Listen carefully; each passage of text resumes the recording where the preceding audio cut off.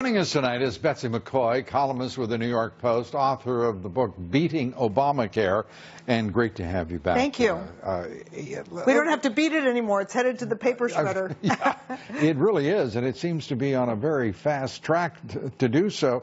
During his hearings today, Congressman Price promised basically that Medicare, the Medicare community, that they have no reason to be concerned over repeal and replacement.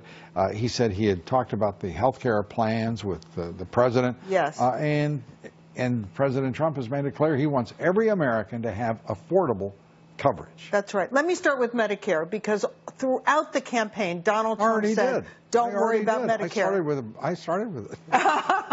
And in fact, he has no intention of changing Medicare, even though Paul Ryan and others in the House had that very much top of their agenda, changing Medicare. But Donald Trump is calling the shots, and changing Medicare will not be part of this this Obamacare repeal and replace effort. It will not.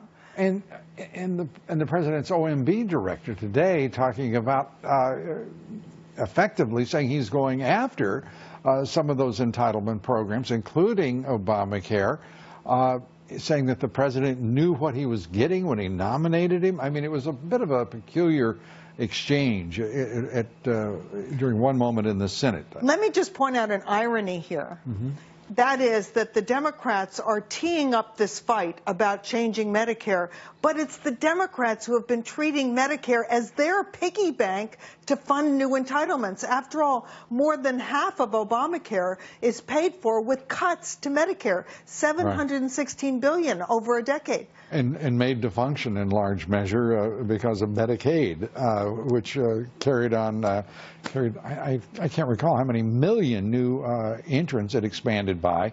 There are now 74 million people in Medicaid. It's far bigger than Medicare. Yeah. Medicaid is the program for low-income Americans. And that is the entitlement that is growing the fastest. Spending on Medicaid per capita is growing twice as fast as Medicare, and that's where the attention really needs to be. And Rand Paul, who is trying to take the lead with Obamacare replacement with his legislation, he acknowledged rolling back Medicaid expansion as part of the Obamacare repeal is, as he put it, a big question. Read opposition to what's being proposed generally. Well, I think there are going to be three parts to this repeal and replace. Number one, block grants for Medicaid, the states. Number two, a new way of fully paying for the care of people with pre-existing conditions. They will be paid taxpayer dollars instead of premiums, right? And number three, many more choices of affordable insurance for people who are in the marketplace buying for themselves. A competitively based health care plan. And in the meantime, no more penalties. You can take that to the bank. All right. Well, the banks are very busy right now with health care in this country, given insurance and given costs of health care itself. Betsy McCaughey, thanks for being here. They can't get this thing figured out and passed soon enough.